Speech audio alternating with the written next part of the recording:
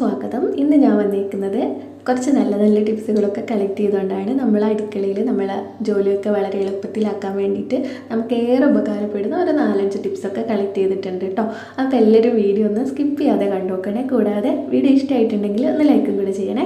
ആദ്യത്തെ ടിപ്പ് എന്ന് പറയുന്നത്, ഇതേപോലെ നമ്മൾ ഉപ്പേരിക്കായാലും നമ്മൾ ഉണ്ടാക്കിയിട്ടുള്ള കറിക്കൊക്കെ ആയാലും വറുത്തിടുമല്ലോ, കടുക് പൊട്ടിച്ചിടുമല്ലോ. അപ്പം കടുക് നമ്മൾ ഇതേപോലെ വെളിച്ചെണ്ണയൊക്കെ ഒഴിച്ച് പൊട്ടിച്ചിടുമ്പം അതിൻ്റെ കൂടെ ഒരു നുള്ളളവിൽ, നുള്ളെന്ന് പറഞ്ഞാൽ ഒരു നുള്ളു മതി, നുള്ളു മഞ്ഞൾപ്പൊടി ചേർക്കുകയാണെങ്കിൽ കടുക് നമ്മൾ ഇട്ട ഈ ഒരു വെളിച്ചെണ്ണേൻ്റെ വട്ടത്തിൽ മാത്രം പൊട്ടിക്കോളും.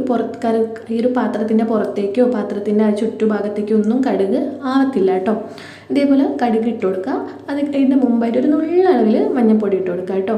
അപ്പം കടുക് അത് ഈ ഒരു വട്ടത്തിൻ്റെ അകത്ത് മാത്രം ഇരുന്ന് പൊട്ടിക്കോളൂ. അത് പുറത്തേക്കൊന്നും തൂവിപ്പോയിട്ട് നമ്മുടെ മേലേക്കൊന്നും തെറിക്കില്ല.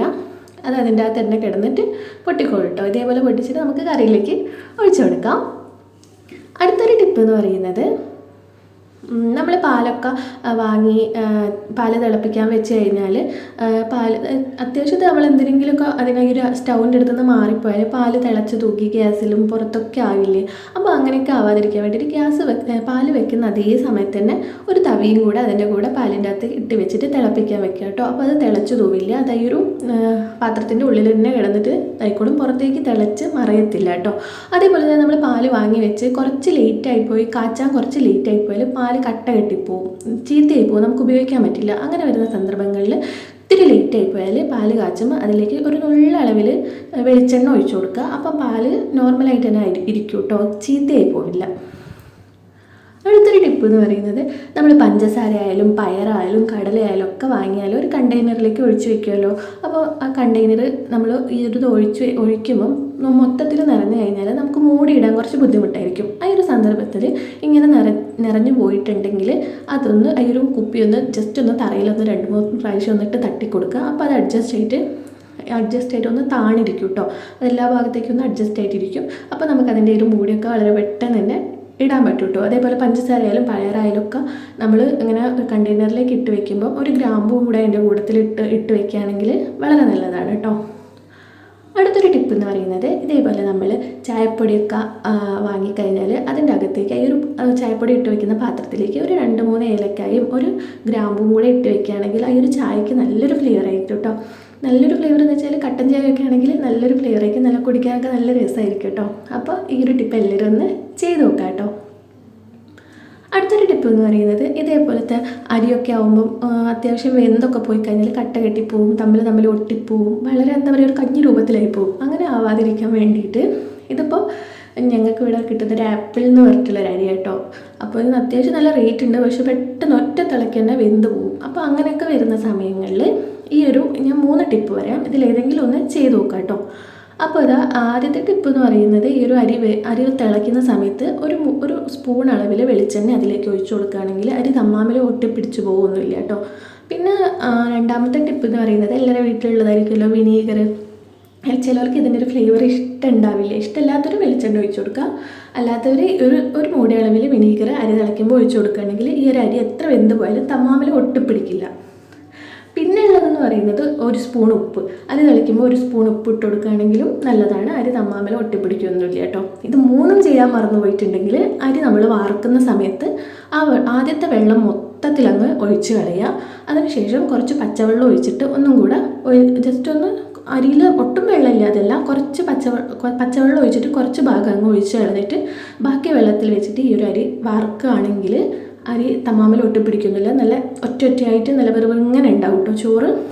അപ്പോൾ ഈ 3 ടിപ്പും മറന്നു പോയിട്ടുള്ളവർ അങ്ങനെ ചെയ്ത് നോക്കാം കേട്ടോ. കുറച്ച് ആദ്യത്തെ വെള്ളം മൊത്തം ഒഴിച്ച് കളഞ്ഞിട്ട് കുറച്ച് പച്ചവെള്ളം ഒഴിച്ചിട്ട് അതിൽ വറുത്താൽ നല്ലതായിരിക്കും കേട്ടോ. അടുത്തൊരു ടിപ്പ് എന്ന് പറയുന്നത്, ഇതേപോലെ നമ്മളെ പണിയൊക്കെ കഴിഞ്ഞ് കഴിഞ്ഞാൽ ഗ്യാസ് മൊത്തം വൃത്തിയിടായിട്ടുണ്ടാവില്ലേ, അരി തിളച്ച് മറിഞ്ഞതുണ്ടാവും, പിന്നെ ഉപ്പേരിയൊക്കെ വയ്ക്കുമ്പം എണ്ണ നിറച്ചതും വെളിച്ചെണ്ണ ഇത് ഒക്കെ ഉണ്ടാവും. അപ്പം അങ്ങനെയൊക്കെ വരുന്ന സമയത്ത് നമുക്ക് സോപ്പ് ഉപയോഗിക്കാതെ, ചിലപ്പോൾ സോപ്പ് അങ്ങ് തീർന്നു പോയി എന്ന് വിചാരിക്കുക, അപ്പം വീട്ടിൽ സോപ്പില്ല, അങ്ങനെയൊക്കെ വരുന്ന സമയത്ത് ഇത് എക്സ്പയറി ഡേറ്റ് കഴിഞ്ഞിട്ടുള്ള പൗഡറാണ് കേട്ടോ, പുതിയതല്ല, 2023 എക്സ്പയറി ഡേറ്റ് കഴിഞ്ഞതാണ്. അപ്പോൾ ഈ ഒരു പൗഡർ എടുത്ത്, അങ്ങനത്തെ എന്തെങ്കിലും പൗഡറൊക്കെ ഉണ്ടെങ്കിൽ ഇത്തിരി പൗഡർ എടുത്തിട്ട് ഈ ഒരു ഗ്യാസിൻ്റെ മുകളിലേക്ക് ഇട്ട് കൊടുക്കുക. അപ്പോൾ നല്ലൊരു അടുക്കളയിലൊക്കെ നല്ലൊരു മണവും കൂടെ ഉണ്ടാവും കേട്ടോ. എന്നിട്ട് ഒരു ടിഷ്യൂ പേപ്പർ ഉണ്ടെങ്കിൽ ടിഷ്യൂ പേപ്പർ വെച്ചിട്ട് ഈ ഒരു പൗഡർ എല്ലാ ഭാഗത്തേക്കും കൂടെ ഒന്ന് ആക്കി കൊടുക്കുക കേട്ടോ. ഞാൻ എല്ലാ ഭാഗത്തേക്കും ഒന്ന് ആക്കി കൊടുക്കുന്നുണ്ട്. അതിനുശേഷം ഒരു നനഞ്ഞ തുണി വെച്ചിട്ട് ഒന്ന് തുടച്ചാൽ മതി. അതിൻ്റെ മുകളിലുള്ള എല്ലാ അഴുക്കും പോയിട്ടുണ്ടാവും. നമുക്ക് സോപ്പ് വേണ്ട, ചിരി വേണ്ട, സ്ക്രബ്ബർ വേണ്ട, ഒന്നും വേണ്ട. ഈ ഒരൊറ്റ പൗഡർ ഇട്ട് കൊടുത്തിട്ട് ഈ ഒരു ടിഷ്യൂ വെച്ചിട്ട് ഒന്നിങ്ങനെ ആക്കി കൊടുത്തിട്ട് ഒരു തുണി വെച്ചിട്ട് നനച്ചിട്ട് ഒന്നങ്ങ് തുടച്ചു കൊടുത്താൽ മതി കേട്ടോ.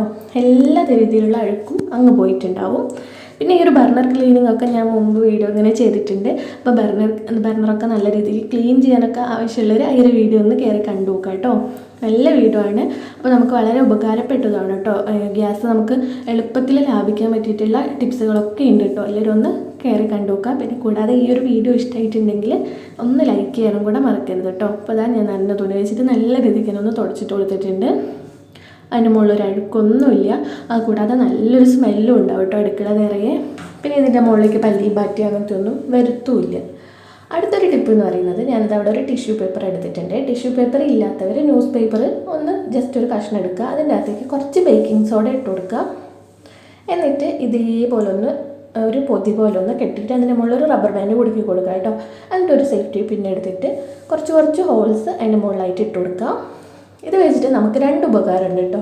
ഒന്നെന്ന് പറയുന്നത്, നമ്മളെ വീട്ടിൽ പഞ്ചായത്തായാലും മുനിസിപ്പാലിറ്റി ആയാലും പ്ലാസ്റ്റിക് കവറൊക്കെ ഒരു ചാക്കിലിട്ട് വെച്ചാൽ അതെടുക്കാൻ കുറച്ച് ചേച്ചിമാർ വരുമല്ലോ. മാസത്തിൽ ഒരിക്കലെങ്ങാണ്ടാണല്ലോ വരിക. അപ്പം ഈ ഒരു കവർ നമ്മൾ പാലിൻ്റെയൊക്കെ കവറാണെങ്കിൽ ഭയങ്കര ഒരു സ്മെല്ലായിരിക്കും. അടുക്കളയിലാണ് സൂക്ഷിച്ച് വെക്കുന്നതെങ്കിൽ ഭയങ്കര ഒരു സ്മെല്ലുണ്ടാവും. ആ സ്മെല്ലില്ലാതിരിക്കാൻ വേണ്ടിയിട്ട് ഇത് ഇങ്ങനെ കെട്ടിയിട്ട് അതിൻ്റെ അകത്തേക്ക് ഇട്ട് കൊടുക്കുക കേട്ടോ. അപ്പോൾ സ്മെല്ലൊന്നും ഉണ്ടാവില്ല. രണ്ടാമത്തേതെന്ന് പറയുമ്പോൾ നമ്മൾ അലമാരയിൽ തുണിയൊക്കെ ഇതേപോലെ അടുക്കി വെച്ചിട്ടുണ്ടാവും. അപ്പം കുറേ കാലമൊക്കെ നമ്മൾ മടക്കി വെച്ച തുണിക്ക് നമ്മൾ അത് ഇട്ട് കഴിയുമ്പോൾ ഭയങ്കര ഒരു പൂപ്പൽ മണം, ഭയങ്കര ഒരു സ്മെല്ലൊക്കെ ഉണ്ടാവും. അങ്ങനെ സ്മെല്ലൊക്കെ വരാതിരിക്കാൻ വേണ്ടിയിട്ട് ഇങ്ങനെ ചെറിയൊരു പേപ്പറിൽ ഒരു പൊതി കെട്ടിയിട്ട് ആ തുണീൻ്റെ അകത്തേക്ക് ഇങ്ങനെ വെച്ചിട്ട് അലമാര അടച്ച് വെച്ചാൽ മതി കേട്ടോ. അപ്പം അങ്ങനത്തെ ഒരു സ്മെല്ലോ കാര്യങ്ങളോ ഒന്നും തന്നെ ഉണ്ടാവും. അപ്പോൾ ഇത്രയൊക്കെയല്ലോ. എല്ലാവർക്കും വീഡിയോ ഇഷ്ടമായി എന്ന് വിചാരിക്കുന്നു. ഇഷ്ടമായിട്ടുണ്ടെങ്കിൽ ഒന്ന് ലൈക്ക് ചെയ്യാം.